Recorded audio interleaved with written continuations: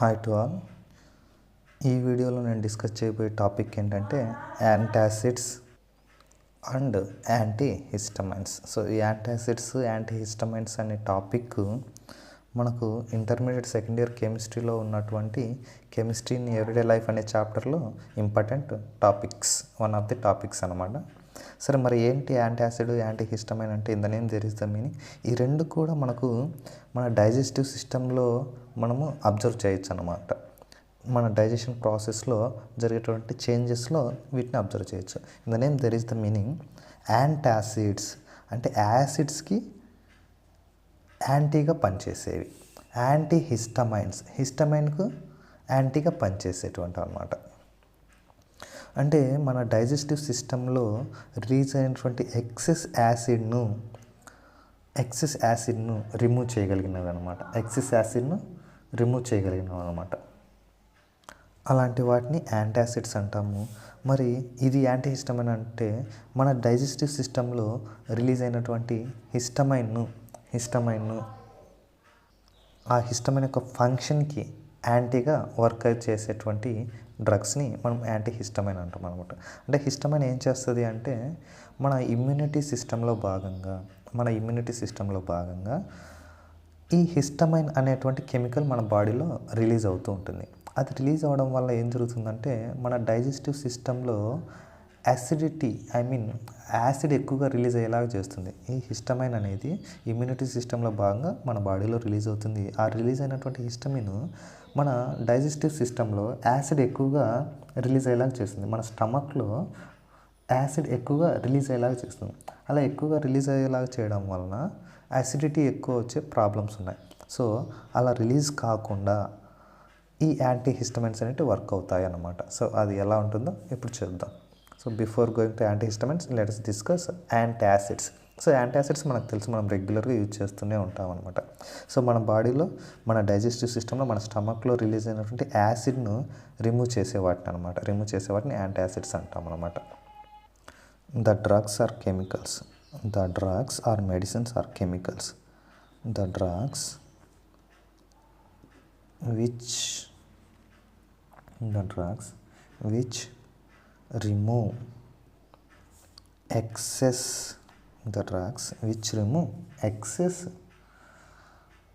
acid in our stomach.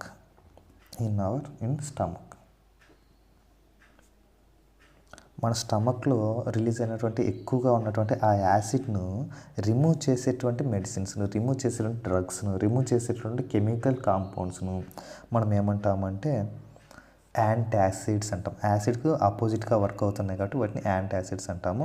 And maintain the pH value in stomach and maintain the pH value in stomach. So మన బాడీలో acid ఎక్కువ release అయిందంటే బాడీలో pH అంతా acid pHకు ఈక్వల్గా ఉంటుంది. సో అలాంటి pH ఉండడం వల్ల మన బాడీలో డైజెస్టివ్ సిస్టంలో ఇబ్బంది అవుతుంది. సో అందుకు ఆ యాసిడ్ని తగ్గిస్తున్నాయి కాబట్టి, ఆ యాసిడ్ను రిమూవ్ చేస్తున్నాయి కాబట్టి మళ్ళీ pHను నార్మల్గా ఉండేలాగా మెయింటైన్ చేస్తూ ఉంటాయి ఈ యాంటాసిడ్స్. మరి ఈ ఎప్పుడు రిలీజ్ అవుతాయి, ఎప్పుడు అవసరం అవుతాయంటే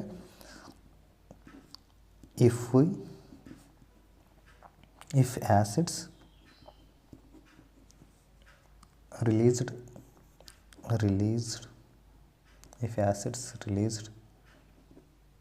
excess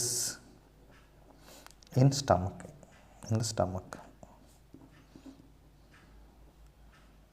If acids are released excess in the stomach, these antacids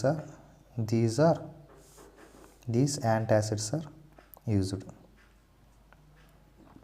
These antacids should be used. అంటే ఏం జరుగుతుంది, మన బాడీలో ఎక్సెస్గా యాసిడ్ రిలీజ్ అయినప్పుడే, మన స్టమక్లో ఎక్సెస్గా యాసిడ్ రిలీజ్ అయినప్పుడు యాంటాసిడ్స్ అవసరం, అన్నిసార్లు అవసరం లేదు. మరి ఏం చేస్తాయంటే ఆ ఎక్సెస్గా రిలీజ్ అయినటువంటి ఆ యాసిడ్ను రిమూవ్ చేసేసి ఆ స్టమక్లో pH వాల్యూను బ్యాలెన్స్ చేస్తుంటాయి, మెయింటైన్ చేస్తూ ఉంటాయి అన్నమాట. మరి అలా యూజ్ చేసేటప్పుడు మనకు తెలుసు, మన బాడీలో మన స్టమక్లో యాసిడిటీ వచ్చినప్పుడు, దాన్ని యాసిడిటీ అంటే, యాసిడిటీ వచ్చినప్పుడు మన స్టమక్లో ఎక్కువ యాసిడ్ రిలీజ్ కావడం యాసిడిటీ అనమాట. ఆ యాసిడిటీ వచ్చినప్పుడు మనం ఏం చేస్తామంటే దాన్ని గ్యాస్ అంటుంటాం కదా, గ్యాస్ ట్రబుల్ అంటుంటాం కదా. సో ఆ గ్యాస్ ట్రబుల్ వచ్చినప్పుడు మనం ఏం చేస్తుంటాం, కొన్ని టానిక్స్ తీసుకుంటాం లేదా మెడిసిన్ తీసుకుంటాం, డ్రగ్స్ తీసుకుంటాం. అవి ఏంటివి, లైక్ ఈనో తీసుకుంటుంటాము, జెల్లిసిల్ తీసుకుంటుంటాము, ఇలాంటివన్నీ చెప్పొచ్చు అనమాట. ఇంకా మనకు ఇక్కడ ఇచ్చినటువంటి ఈ యాంటాసిడ్స్ ఏమి ఇచ్చారంటే మిల్క్ ఆఫ్ మెగ్నీషియా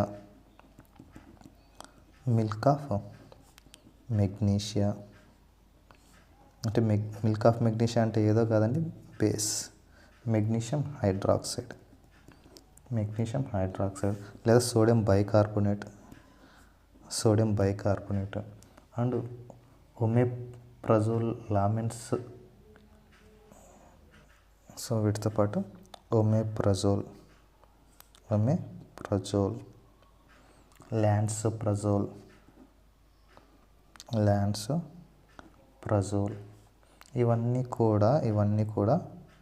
ఇవన్నీ కూడా యాంటాసిడ్స్ అనమాట. సో యాంటాసిడ్స్ అంటే ఇంకా కరెక్ట్ చెప్పాలంటే యాసిడ్కి ఆపోజిట్ ఏంటంటే బేసెసే కదా. సో ఇక్కడ మిల్క్ ఆఫ్ మెగ్నీషియం హైడ్రాక్సైడ్ అదొక బేసు, సోడియం బైకార్బోనేట్ అదొక బేసు, ఈనోలో ఉండేది బేసు, జెల్లిసిల్లో ఉండేది బేసు. సో ఒమేప్రజోల్, లామెన్సోప్రజోల్ వీటన్నిటిలో కూడా బేస్ కాంపౌండ్స్ ఉంటాయి అనమాట. ఆ బేస్ కాంపౌండ్స్ ఉండడం వల్ల ఆ బేస్ అంతా కూడా ఎక్సెస్ యాసిడ్తో రియాక్ట్ అయ్యి న్యూట్రల్ చేసేస్తుంటుంది, అంటే యాసిడిటీని రిమూవ్ చేసేస్తుంది, తగ్గిస్తుంది. సో అలాంటి బేస్ కాంపౌండ్స్ అన్నీ కూడా ఈ యాంటాసిడ్స్లో యూజ్ చేస్తాము. This is the antacids. So మన బాడీలో ఎక్సెస్గా రిలీజ్ అవుతుంది యాసిడ్ని రిమూవ్ చేసే వాటిని యాంటాసిడ్స్ అంటాం. మరి ఎక్సెస్గా యాసిడ్ ఎందుకు రిలీజ్ అవుతుంది అని గమనిస్తే ఇక్కడికి రండి, దాన్ని యాంటీ హిస్టమైన్స్ సంబంధించిన టాపిక్లో చెప్పచ్చు. సో మన బాడీలో ఎక్సెస్గా యాసిడ్ ఎందుకు రిలీజ్ అవుతుంది అంటే ఇందాక మనం చెప్పుకున్నట్టు due to immunity system in our body, due to immune system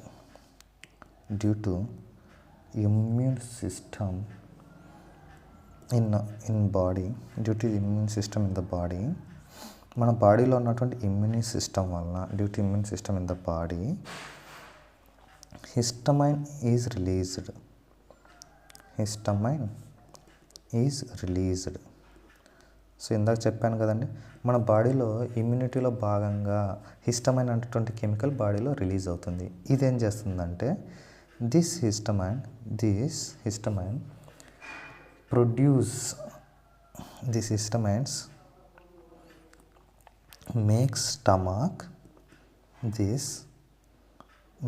stomach, మన స్టమక్లో ఈ హిస్టమైన్ ఏం చేస్తుందంటే this histamine makes stomach produce acid heavily.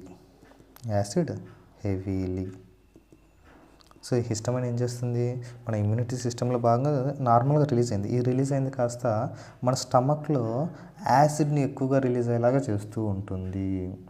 మరి మనకు బాడీలో ఎందుకు ఎక్సెస్ యాసిడ్ వస్తుంది అంటే ఏం చెప్పామండి, ఈ హిస్టమైన్ వల్ల మనకు బాడీలో ఎక్సెస్ యాసిడ్ రిలీజ్ అవుతూ ఉంటుంది. హిస్టమైన్ వల్ల బాడీలో ఎక్కువ యాసిడ్ రిలీజ్ అవుతుంటుంది కాబట్టి ఆ హిస్టమైన్కు అపోజిట్గా ఫంక్షన్ జరిగేటువంటి కెమికల్స్ని, డ్రగ్స్ మనం తీసుకోవాలి. Those chemicals are nothing but anti histamines.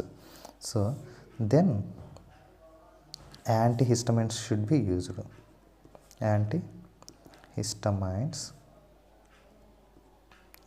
B used. So మన బాడీలో మన స్టమక్లో ఎక్సెస్గా యాసిడ్ రిలీజ్ కావడానికి రీజన్ ఏంటంటే హిస్టమైన్ అనమాట. ఈ హిస్టమైన్ స్టమక్లో ఎక్కువ యాసిడ్ రిలీజ్ అయ్యేలా చేస్తుంది కాబట్టి ఆ హిస్టమైన్ యొక్క ఫంక్షన్ మనం స్టాప్ చేయగలగాల. సో ఎలా స్టాప్ చేస్తామంటే ఈ యాంటాసిడ్స్ తీసుకొని చేస్తాం, యాంటీ హిస్టమైన్స్ తీసుకొని చేస్తాం అనమాట. మరి ఈ యాంటీ హిస్టమైన్స్ ఏం చేస్తాయి, ఎలా వర్క్ చేస్తాయి అంటే anti histamines directly interact with antihistamines directly interact with the receptors of stomach wall. Stomach యొక్క వాల్లో ఉన్నటువంటి రిసెప్టార్స్తో ఇవి డైరెక్ట్గా ఇంటరాక్ట్ అయ్యేసి ఈ యాంటీ హిస్టమైన్ అయినటువంటి ఈ కెమికల్స్, ఈ drugs,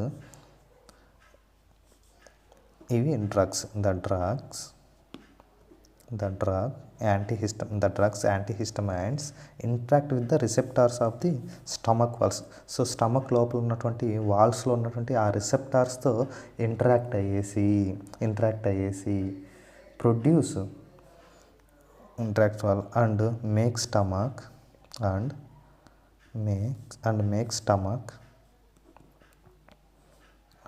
stomach produce less acids.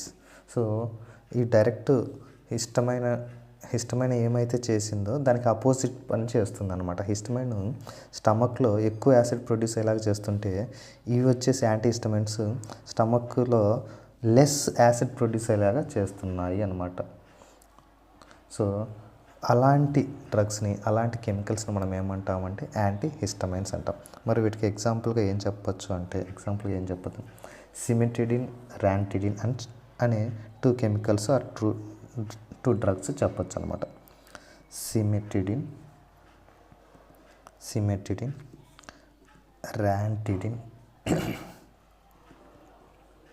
ర్యాంటిడిన్. So దీన్ని జెంటాక్ అని కూడా మనము యూజ్ చేస్తుంటాం కామన్ లాంగ్వేజ్లో. కామన్గా మనము ర్యాంటిడిన్ని జెంటాక్ అని కూడా యూజ్ చేస్తుంటాం ఈ మెడిసిన్స్. సో సిమెటిడిన్, ర్యాంటిడిన్ ఈ 2 కూడా డ్రగ్స్ అనమాట. ఈ డ్రగ్స్ని మనం యాంటీహిస్టమైన్స్ అంటాం. ఈ యాంటీహిస్టమైన్స్ ఏం చేస్తాయంటే హిస్టమైన్ చేసే పని అపోజ్ చేస్తాయన్నమాట. సో హిస్టమైన్ స్టమక్లో ఎక్కువ యాసిడ్ ప్రొడ్యూస్ అయ్యేలాగా చేస్తుంటే ఈ యాంటీహిస్టమైన్స్ ఏం చేస్తాయంటే స్టమక్లో లెస్ యాసిడ్ ప్రొడ్యూస్ అయ్యేలాగా చేస్తూ ఉంటాయి అన్నమాట.